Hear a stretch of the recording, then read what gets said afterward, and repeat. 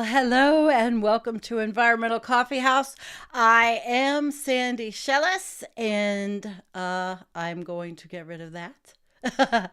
It's nice to see you guys. Hello, hello, hello. I have a nice show set up for everyone. It's not usual, it's not the same show that, you're always used to us doing a lot of, well, bashing. But we're going to talk about the Council of the Parties again because I'm immersed in it, and you have to let me take a drink here. My coffee, 2 seconds before I start, right, with my coffee with mud water and chaga mushrooms and all kinds of good stuff in it. Well, I burnt my mouth. All right. Hi, Lindsay. Hi, Kim. This is a good show. Melanie, and Kim, Poppy, and Jed, and Chris. It's great to see you all, Christine and Earth. All right. So what we're going to talk about today is the Council of the Parties meeting of the UN. And I will show you. Let me get my little thingy on here and just show you a little bit about it before we go into, oh, that's the wrong one. All right, that's what we're going to do is look at a Scientific American article, and it's pretty good. And we're going to look at the COP introduction to the gender portion of this whole thing. And it's quite interesting because this is in Egypt, and being that it's in Egypt, Egypt is more liberal of the countries, but we're going to look at what does the UN climate change initiative have in mind for women,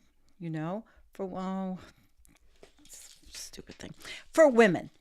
And let me just make sure that I'm all set up here so that I don't have any interruptions with Wi-Fi. Okay. All right. Hang on, guys.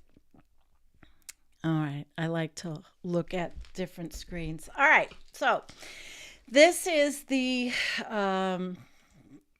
introduction to gender and climate change, and I titled this. Is COP going woke? Because that seems to be that inflammatory phrase, that one of my most not favorite phrases on the planet, actually.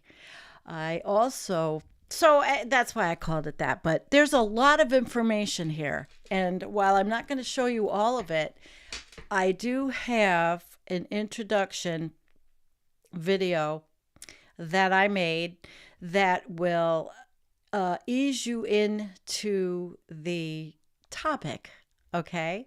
And I'm going to show that. Let me just wait. I would like more people to join before I play that. Interact with you. Hi, Patty P. Yeah, it's good to see you guys. So, Donald, Darren, yeah. Great. We've got a decent group.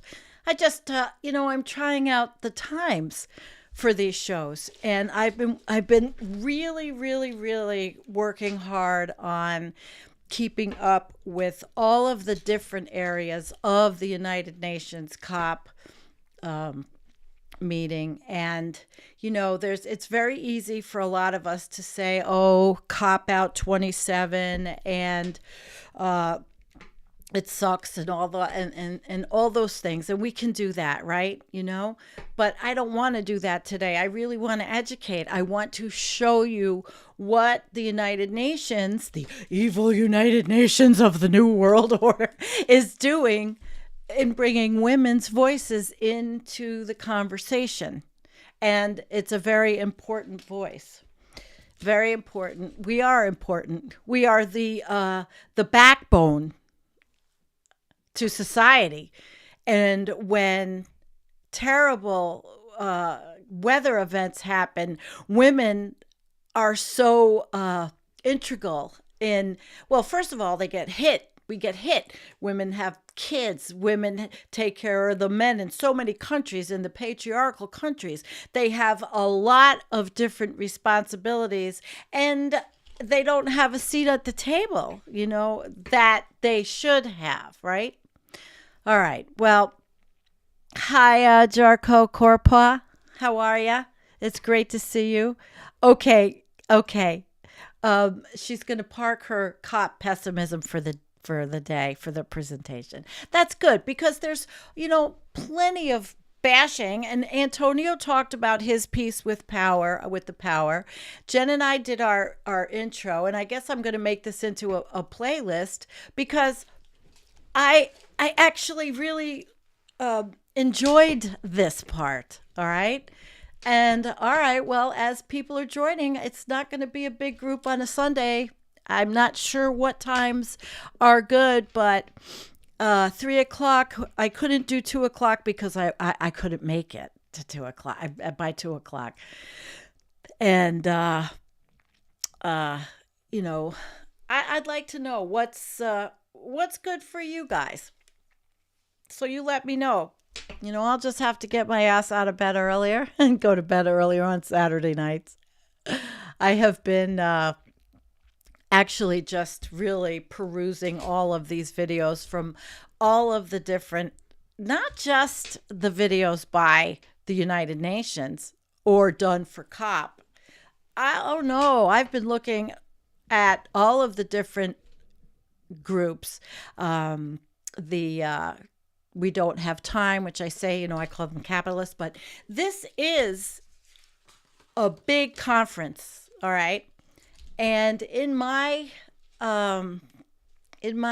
career, as I was showing earlier, I was a human resources professional, and I have been to the biggest, and I used to go to these. So I'm very familiar with how it feels to go to a big conference. These Society of let me see if I can bring it up again. I'm going to show you the Society of Human Resource Management Conference. This was one of the biggest. And I used to go to this every year. Every year I would get to go to the SHRM conference. And a lot of times they would have it in Las Vegas because there were so many thousands. I mean, I think that COP had a check-in in Egypt of maybe 29,000. They had expected 40,000, 29,000, and they had a lot of problems with hotel rooms. There were issues in the venue. Well, this, which is human resources, they've had a lot of them in Las Vegas, and I took my daughter for her 21st birthday with me to Vegas to this conference. I've taken people with me, when I got to go to the conference. Of course, we always had to pay for the other person personally. It's not like a free reign, especially in the university. Could not do that. We get audited and all, but there's a lot going on. It says celebrating 75 years of making things work in the workplace. So I feel like I could fit in. Well, let's hear it.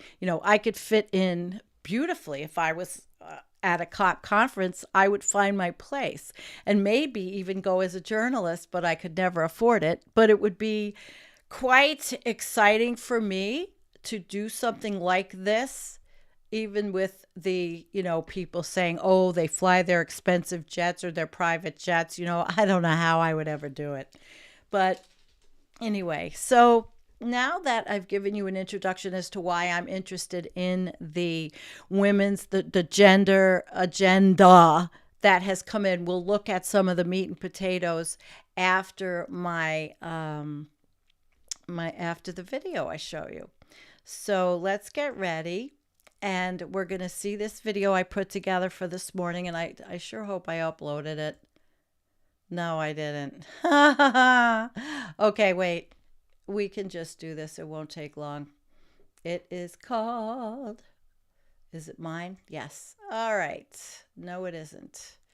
Sorry guys, sometimes I forget things and it might be on my desktop. I don't know. Um I should have let you see this. It better be here. I don't know why I can't find it. Hang on a second. Hang on a second. And I will look for this video. I should have uploaded it. So you guys chat amongst yourself and oh, here it is. I found it. All right, let me upload it. I know a lot of us older streamers, when there are things that we have to find, it sometimes we articulate along the way.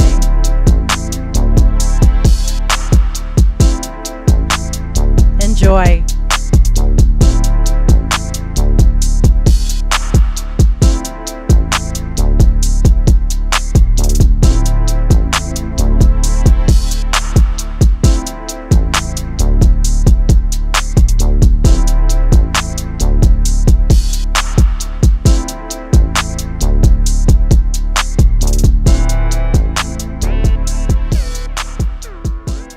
There is a new normal because normal implies that it's the same. Okay. What we see is that everything is changing faster than any time in the history of humans on this planet. What stands out to me the most is the way that climate change is touching every part of our lives. We are seeing climate change affect our food and our water, our homes, our infrastructure, the economy, every aspect of human life on this planet, and non-human life as well is being affected by a changing climate. And what that means is that whoever we are, it doesn't matter where we live, it doesn't matter what we do, it doesn't matter what we care about. If we are a human being living on planet Earth, we have every reason to care about climate change and to support climate action. Negotiations. So directly at the negotiations, we just have a gender problem, just a normal gender problem, i.e. there isn't 50% women, even though there's been a commitment to that at the negotiations. And actually they do, the UN women, they have a focal point and they have noticed that men, not only are women just not represented, especially as lead negotiators, that men speak twice as long. So I thought that was quite good. But if you're actually talking about Indigenous women or women from local communities, grassroots women, I mean, they even have a hard time just getting to COP. I think we're seeing that it's a challenge for a lot of people to get to COP. But I mean, these women are actually often it's beyond their means. They aren't part of the network because it is still an elite network on climate, even if you're including the environmental groups, broader civil society. And by the way, they're just actually trying to do action in their local communities. And that's a real problem because what I've seen is often there isn't a gender frame or an understanding about how you have to look at climate impacts as well as climate action from a gender. You have to do a gender-based analysis because otherwise you won't get the outcomes that most people, actually reasonable people, would support. Like, if you look at delegations, you're going to see actually a not surprising breakdown, not only of the fact that it's mainly men that are leading the delegations still, but for certain countries, there just are not women. And if there are women there and they've been told to bring women, they're like bringing water to delegates, to negotiators. And I'm not diminishing those women. They are being diminished by the fact that they aren't being given the opportunity. But that speaks to the need to build a pipeline of women who can demonstrate the skills. And sadly, often women are required to do more to demonstrate skills. We've seen that across the board, not just in climate negotiations. But I think it is really important. It's important for women so that they can be well versed in the topics, but often they are the ones that are able to find solutions, be less dramatic, focus on outcomes as opposed to restating or retrenching, status quo positions. And those who are still denying and have not yet believed that the climate crisis is affecting us, we have stories to share. I and many young people were robbed from our future. We've been forced to grow, to act, to think like adults, because we cannot watch as our future is shut, our dreams put to an end, our home, Mother Earth, burning, hitting in drought, and we do nothing. When I was 14 years old, I saw landslides killing so many people due to harsh weather conditions. These images have disturbed me and cannot allow me to rest until something is done about the changing climate. Underlying everything, like whether, we're going to get to net zero, is money that we need to be financing the transition. We need to take money at scale, stop funding fossil fuels, and move it to clean energy. In particular, we need to be supporting developing countries, but we also need to be thinking about how to ensure a just and equitable transition, because it's not going to work otherwise. I would say it's very fulfilling. It's very rewarding. It's powerful, and it just takes a little work. That this industry in particular is really welcoming, and for every one person that I've had a challenge with, there's been 50 or 60 other people that have come over that have offered insight or just been really supportive to be able to help pick me up and answer any questions that I might have. So while this industry might seem very male dominated, excuse me. It's actually here for everyone, and it's family-owned businesses, and it's amazing to see that not only are families being passed down for their companies to the males or the nephews, actually women are starting to take over their family-owned businesses, and so there's more opportunity for women in this space, and there's lots of great folks that are helping and empowering women. This is not something that, or climate hazards for us, it's not a research we read or a treaty that was signed. It's every day's life. It's the food that you do not have on the table. It's the cattle that died, or your house that was, washed away, or the people, tens of millions of people in Africa who have been displaced because of droughts, and even causing conflict. So we are very conscious of all of this, and we want to ensure that our people have not only the best life possible and look after their welfare, but that our continent and our countries grow, be competitive, industrialize, have value addition within the countries. And all of this requires, massive sources of energy. So our common position, which was adopted by the African Union, is that we are going to use the available resources that we are having. Our aim, all of us, is net zero. As I said, we are more almost than anybody else conscious of the importance to act very quickly on climate.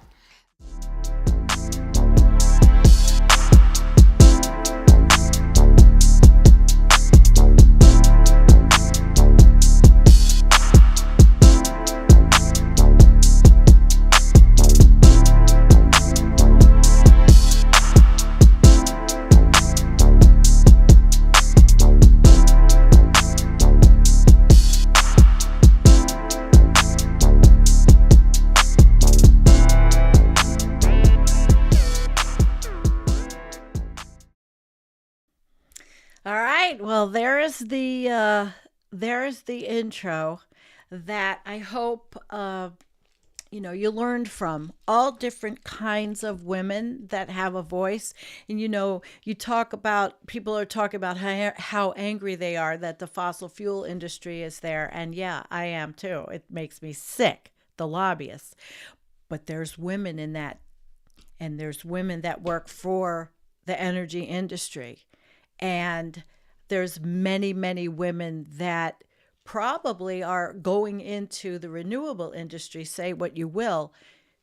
We may feel like the bigger picture is bleak, but these people are going to do what they're going to do. This is a market versus, the market forces and the governmental forces. This year it's always about mitigation, adaptation, but loss and damage. And so, of course, the banks are involved, but this is talking about women at the negotiating table. Women are on the front lines of everything. And as you saw in the beginning of the video, there were very few women that were actually in the, I'll say the important dude setup in the beginning.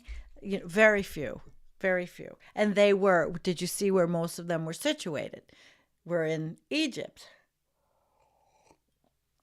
A little more liberal, but nonetheless, squelching free speech, having only places for you to have your protests where you can have them. So let me get started with a little schooling, a little schooling. That's what you're all here for. I like to teach. I like to train. Probably a lot of people will just gloss over, or their eyes will just go, we don't care about that. It's like, the women, who cares about that? But it is important. And men that have women, tell me how important your women are to you. Tell me that your women aren't on the front lines when shit hits the fan. Tell me what the women, in Florida for Hurricane Ian didn't suffer. And I'll tell you, that's a bunch of crap. So the United Nations here has their topics, and the gender is the topic. Gender is the big topic here. It's only one of them, but it was added this year. And it was, let's see what we can see from the, all right. So climate change, it has a greater impact, everything I said, on those sections of population in all countries that are most reliant on natural resources for their livelihoods and who have the least capacity to respond to natural hazards such as droughts, landslides, floods, hurricanes, everything we've seen all over the world. And this year ramped up. And so women do face higher risks and greater burdens from the impacts of climate change. And I'm not going to read you the whole thing, but gender at COP27, there's a whole gender tract. And the other day, I listened to the Moroccan representative's speech. It was a man, but he made a speech about the importance of women in the process and how more women have to have.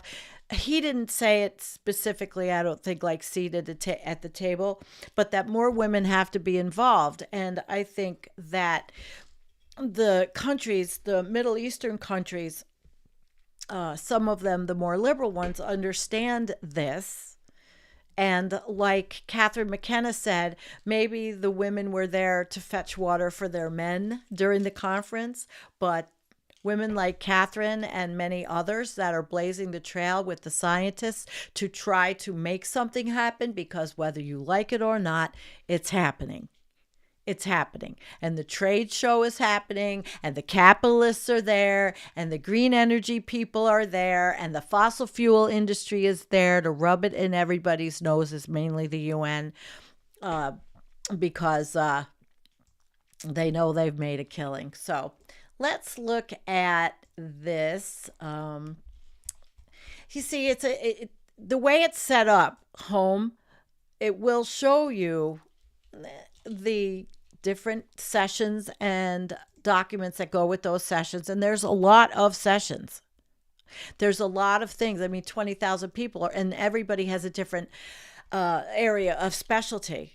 I was, when I went to the conferences, I went for mediation, I went for labor law, I went for basically anything that had to do with protecting the employees, understanding their rights, as well as looking out for the company to make sure that anything happens. So I liked the legal aspect and also the mediation, because mediation is a very important thing in any institution when you have human beings that have conflict. So it's the same. There's a lot of different sessions and participation and registration.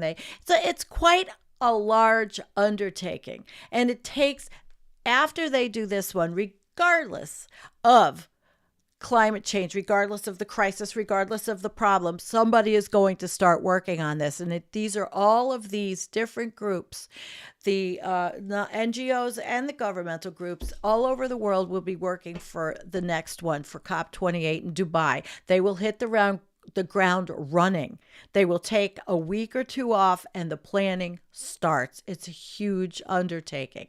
Whether or not we like it, again, I preface it that way because I'm sure, and I haven't looked at what the chat, I haven't looked at the chat. I don't know if Rub it in. You really should. Sandy Cop 27 needs what you have. There's quite a few of us, I think, that understand. But anyway, let's look at let's look at. Oh, I lost something. Oh my goodness. I had set up. Oh, I guess I wasn't as well. Okay, I did have one more um thing I wanted to show you. And this is actually a woman. These people are at COP, and Women in Energy. They represent a group, a large group of women that are working in the oil fields. They're working in fracking. They're working in different, but a lot of them are migrating over to green energy. And I have to find the Scientific American because I don't know why things got lost. So that's where we are. Let me type this in. I want to get Catherine's article because it was really good. And it was one of the, all right, Catherine. It was one of the hallmarks of this show. And I don't know what happened to things. Scientific American, Catherine McKenna. She's Canadian, and as you saw, I put the tar sands behind her. All right, here we've got the story. Hopefully I can read it. Is it gonna make me? Is it gonna let me read it? All right, here we go. All right, so here we go, guys. And remember, at the end of our show, we're going to have a little chakra session. So don't forget that any of you that want to, and it could be the females with us. And I have another little something I wanted to tell you. Our demographic is not overwhelmingly female. And that's another thing. Here we are doing a lot of things that we want to train and teach females. But yeah, we have a mixed bag. But at the end, we will be looking at your chakra card, and I will do this for a couple of people. Now, remember, I am not that person. I don't know a lot about this. It was a gift, and I thought it would be interesting to do that at the end. So let's look at this article. And women, Catherine McKenna and Amy Mays Jaffe. And let me tell you about her really quick. Catherine McKenna is she was Canada's Minister of Environment and Climate Change and founder of Women Leading on Climate. She is a distinguished visiting fellow at the Center on Global Energy Policy at Columbia University, which has quite a department or a grant program on energy, global energy. And one of the things I was listening to was all about cooking. It's called clean cooking in the African countries, so that fossil fuels don't have to be used, and maybe fire doesn't have to be used. So that's who she is, and we're going to start this one. It's the only article I have, but I thought it would be a good one to read to get the feeling of how Catherine feels. And I did play her a bit in that video. So in 2016, Catherine, was slated to give Canada's statement as the Minister for Environment and Climate Change at COP22 climate negotiations in Marrakesh. Instead, I decided to share that time with Matali Okalek, then the president of the National Inuit Youth Council of Canada. I knew this young Inuk woman would convey more compellingly than I how climate change was affecting her community, their land, the ice, culture, food, health, safety, and how it is threatening that community's very existence. I wasn't allowed to cede the stage to her, but I decided to break the rules. The delegates were inspired by Natalie's story, and it really set the stage for negotiations and the stakes to get to a successful outcome. As the world leaders gather this week at COP27, men and other allies should consider this example and cede podium time to women.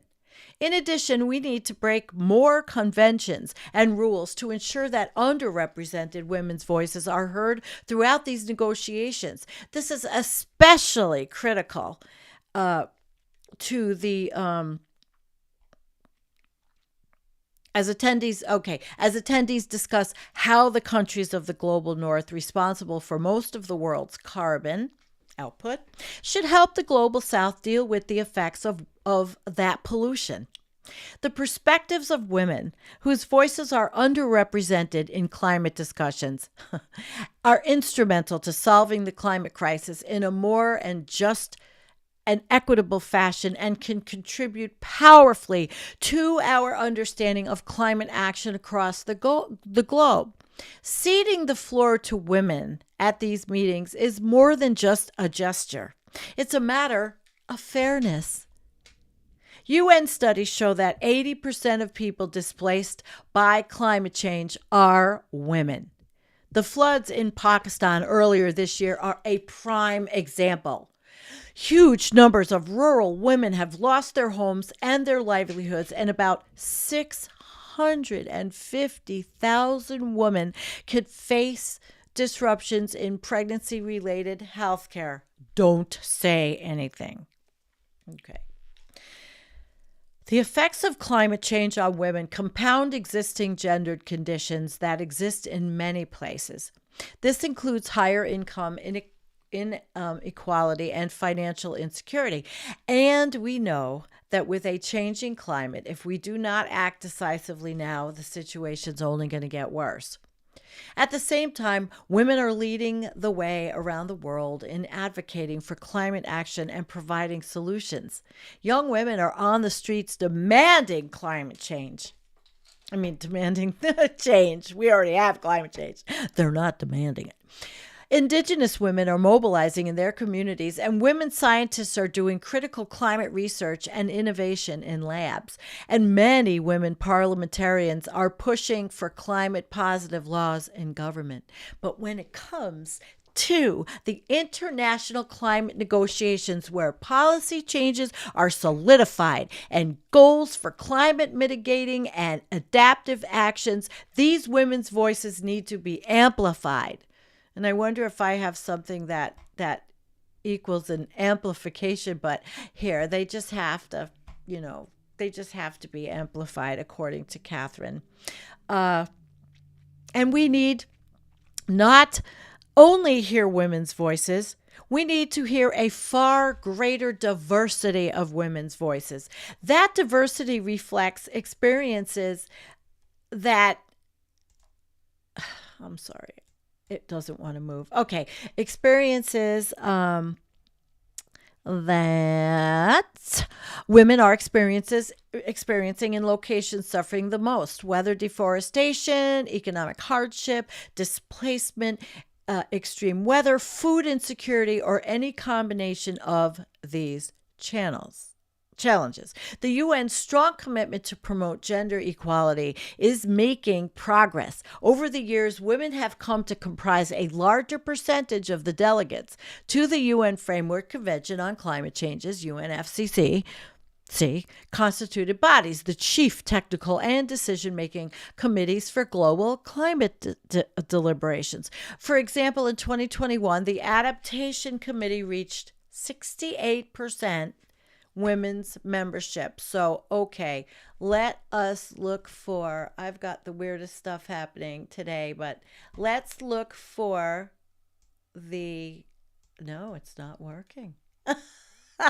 What a day. It's supposed to be an easy, very easy day. Anyway, I'll continue. I have like little frozen things going on, and I can't even do I can. All right. There we go. Sorry for that. When you try to do a little, fun stuff. Okay.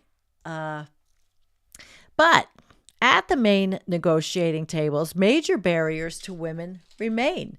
The Gender Action Plan, which is now in there, calls for women's full, equal, and meaningful participation in the UN climate process policies. However, fewer than 30% of the lead negotiators are women. This is despite progress. Many national climate action plans now cross-reference gender. This is 2022. Oh my God. And country delegations include more women. And at last year's plenary sessions at the 26th Conference of the Parties in Glasgow, men had a disproportionately higher share of active speaking roles at the important plenary sessions and took up 74% of speaking time. Wow. So hopefully this year can be different. And what I'm seeing, there's a little bit of difference, but I'm not seeing at the planning tables. It's beyond time to acknowledge the inside halls of COPs and not just the streets outside the main venues. That grassroots movements, feminist collectives, and women of color have historically spearheaded more equitable and inclusive solutions to climate change. We need traditional knowledge and different visions of sustainable development and community engagement rather than business as usual at the center of the climate action deliberations. Women shouldn't have to keep yelling from the bleachers. Yeah, I would say, okay, no, they shouldn't. Academic research on women's participation in global negotiations and points to more durable outcomes and greater ease in bridging cultural and sectarian divides. Research has also highlighted how higher women's political participation contributes more robustly to spending on health and foreign aid, as well as expenditures targeting women's needs, all of which is critical to this current round of climate negotiations. Women leaders also have to cultivate stronger ties to local community leaders and civic networks. That's very important, which is particularly important for climate policy where knowledge of localized effects is evolving and is variable from place to place. I mean, you think of the difference between Buffalo, New York, and let's say Mumbai, India. I mean, there's got to be local action for this, even if it is going down with the Titanic. We know that existing inequality and power imbalances in various societies can be deadly for women and girls when severe weather and other climatic events strike in those socioeconomic and cultural contexts. In many locations, women don't own land. They don't have access to economic assets that might protect them during natural disasters or enhance their mobility. So Indigenous women are at the front lines of protecting forests and biodiversity. Women have direct roles in promoting disaster response and climate adaptation. Younger activists who have rejected the status quo should not be asked to shoulder a burden created by us, previous generations. Besides being more inclusive of who gets to speak at official meetings at the COP27, we urge delegates to target in their finance deliberations more specific funding to training women delegates, especially from the least developed countries, so they can participate actively in the negotiation meetings and to enable in their active participation. Major donors to the UN system should step up to the plate and make sure more resources are being targeted to achieve gender equality. Hear that, guys? Gender equality in the official climate meetings, both for COPs and for constituted body sessions. As the discrimination moves more squarely onto adaptation finance and loss and damage, women's voices, they just must be louder and more salient, given women's prominent role in small-scale agriculture, care roles, and disaster recovery around the world. If this week's climate deliberations are to meet the moment, They will need to go beyond past paradigms and patterns of decision making. What's needed is a bolder vision for how to move forward.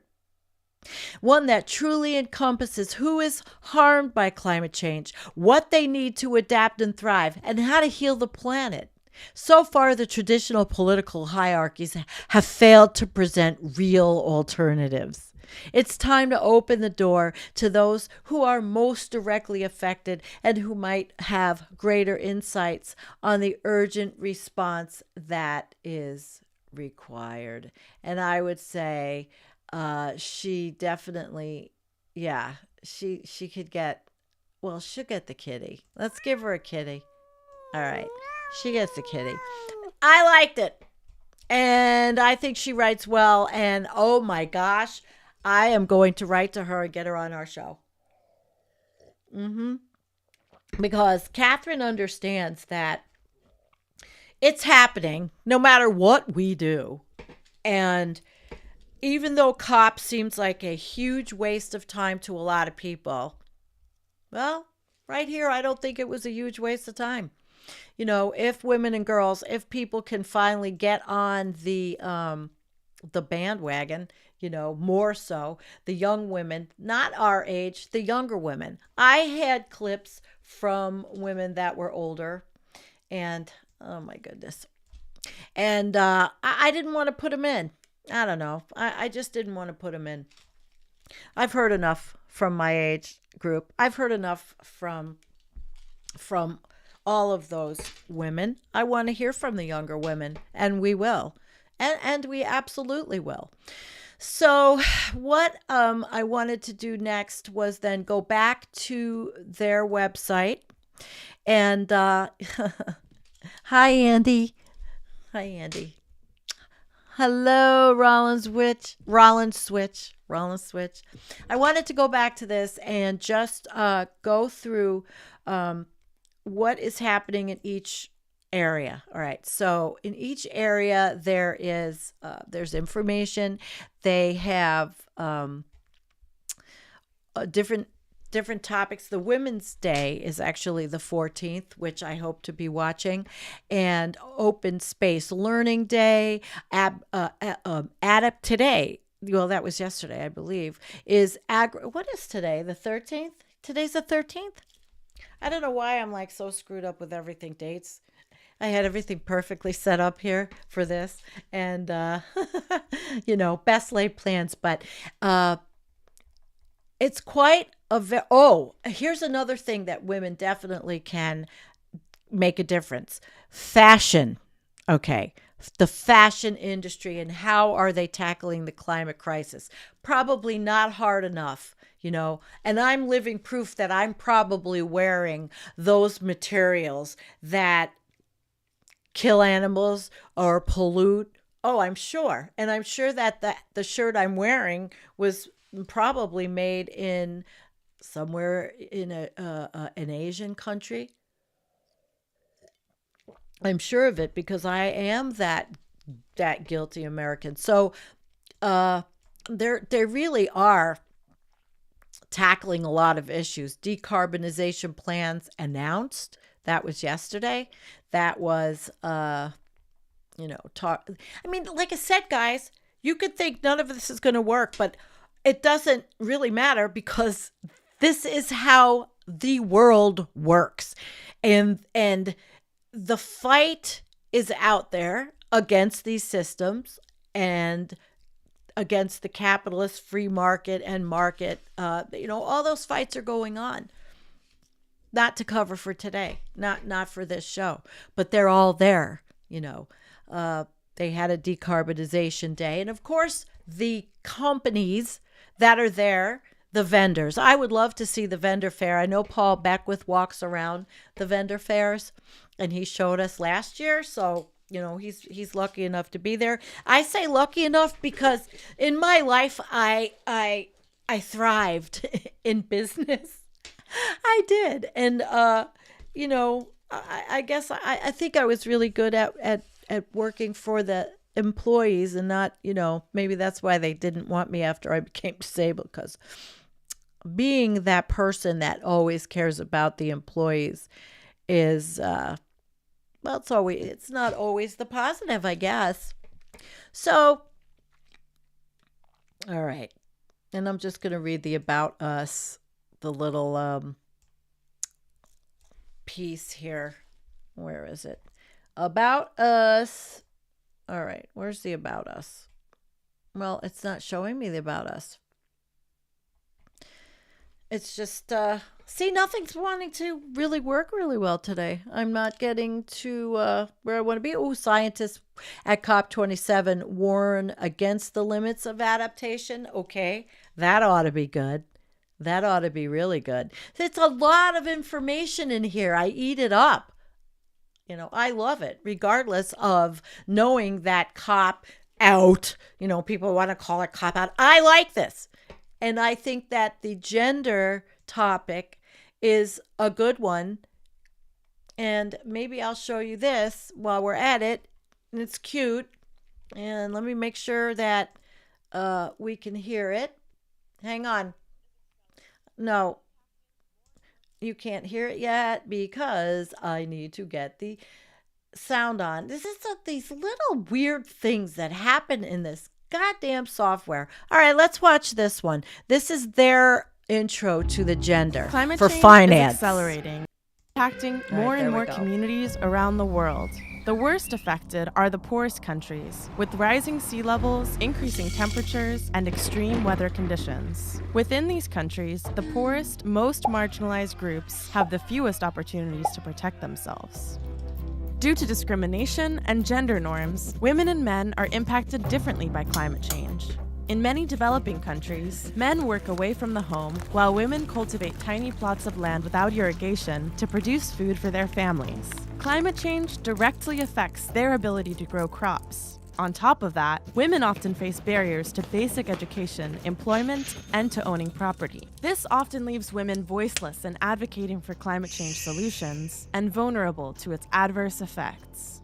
By paying special attention to the different needs and contributions of men and women, gender-responsive climate finance not only addresses climate change, but also reduces gender inequalities and empowers women. Yay! Effective projects ensure equal benefits. Take, for example, a climate project used to fund sustainable public transport. Do women feel safe while using the system? Can they afford the fare? Does the schedule meet their specific needs? Without answering these questions, the project will not serve a large part of the population. Climate action that disregards half of the population cannot be efficient or effective. Taking women's needs into consideration is not only the right thing, but also the smart thing to do. In short, only gender-responsive climate projects can be equitable, effective, and efficient. To achieve gender-responsive climate finance, there are a number of essential steps. 1. Climate projects need to involve more women on the ground, both in consultation and in implementation. What exactly are women's needs and contributions, and how can these projects respond accordingly? For example, a project that provides women with access to renewable energy not only provides them with electricity, but also decreases their work burden in caring for families and communities. Second, climate funds need to have social and gender experts, not just technical ones. Policymakers need to look beyond the scientific and economic aspects of climate change and incorporate social and human rights dimensions as well. Third, more women should hold a seat at the table to affect the focus and the way climate decisions are made. In most climate funds, there are currently very few women holding these seats. This must change. Fourth, funds should be made directly accessible in the form of loans or grants to women's groups or female entrepreneurs working on climate action. This would empower them to be agents of change for clean energy projects. It is high time for decision makers and funding mechanisms to fully support women as important stakeholders in climate action. Over the last 10 years, advocacy groups such as the Heinrich Böll Stiftung have pushed for more recognition of the gender dimensions of climate finance. So far, there has been some success. Look at the Green Climate Fund, currently the largest multilateral climate fund, which started its operations with an explicit gender equality mandate. This is an important step and a signal to the world even if there's still a lot of work left to do. If you want to know more about the Green Climate Fund,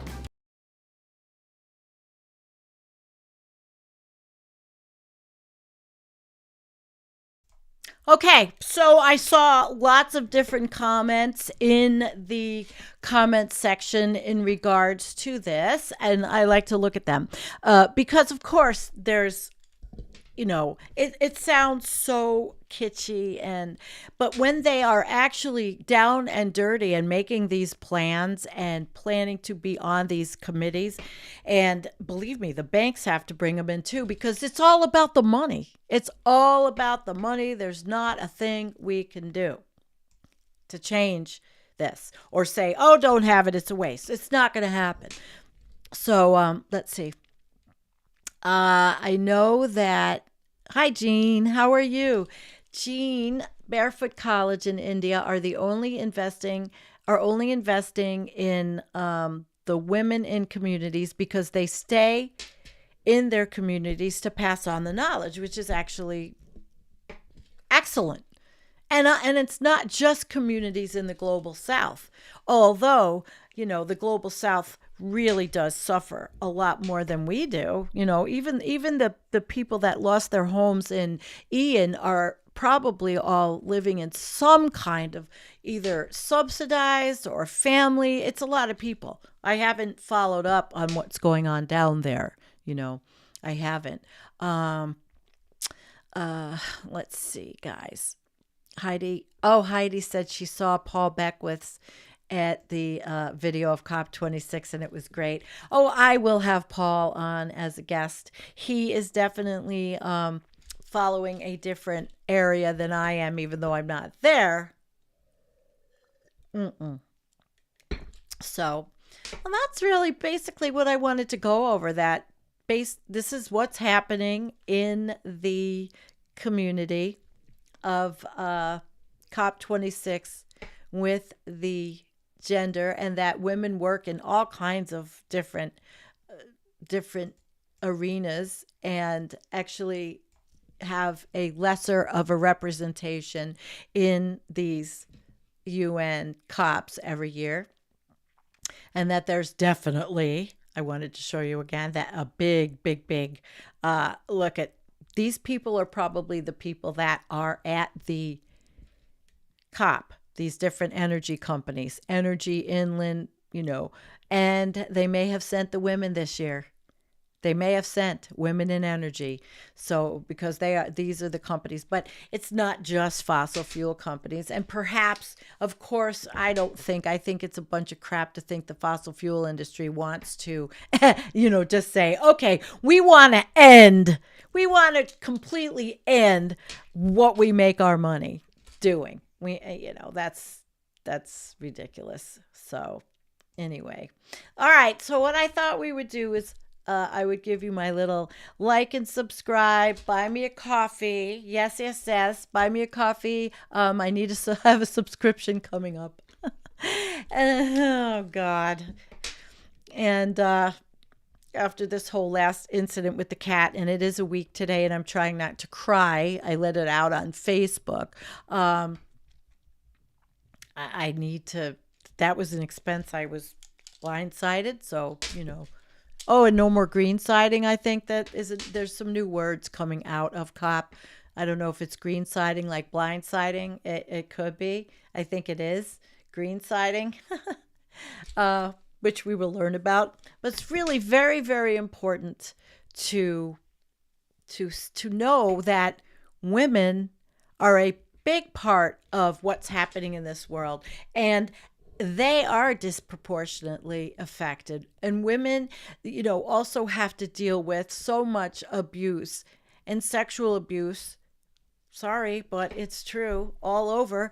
And I just hope that the men followers that we have understand why I did this and understand why I am a champion of women, and women, even women in business, because they are there. And if they are women in business and it's a business that's not focused on growth, because unfortunately, the woman that I showed you from the African group, and I forget the name of the group exactly, but they are focused on making their lives better. And if it's going to be with fossil fuels, regardless if they know that they have to go net zero or that's the thing, they're going to make their people comfortable. And she talked about supply chains, and she talked about the weather coming up, and a lot of things. It was a very long interview. I had to cut and take what I thought was important for us to hear, but I always put the links to the interviews in there. So anybody else have Hoople's cat? Women and the poor and radicalized minorities get it from all sides. Equity for them, but climate action for us all. I love that. That's really good. Yeah, that's excellent.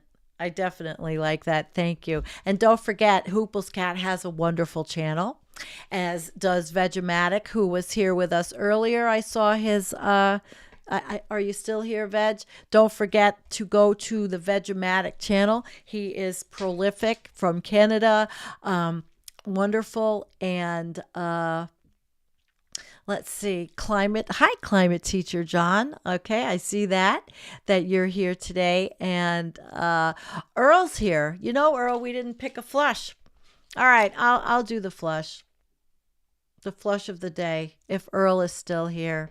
And Karen, I didn't say hi to you earlier. I did not. I'm going to pick the flush of the day, and the flush of the day is going to be for... Let's go back there. If I can pull it back up, let's go back to the sponsors. This is the flush of the day for these sponsors. There you go.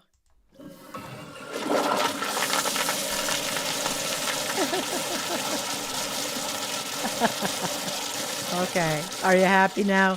That's the flush of the day. Those are the sponsors of the Women in Energy company. Organization. So yeah. And I've got a question. What do I think about solar geoengineering? I don't think much. I am interested in mirrors, and there is on I'm not sure whose channel it was, but Jem Bendel opened for the Mirrors Project overview, and I'll put that link in the show notes as well. So we've been an hour. Tom Hall, welcome. And he's getting ready for a dinner date. Isn't that sweet? That's very nice. Enjoy your dinner date. Yeah. Okay. Dinner date. Well, it is 1 hour, and that's it for us. So peace out. See you on Tuesday night with Jennifer Hines. I'm sure we will come up with something amazing and pedantic, educational, learning, which is, Environmental Coffee House, everything under the environmental umbrella. So thank you for coming, and goodbye.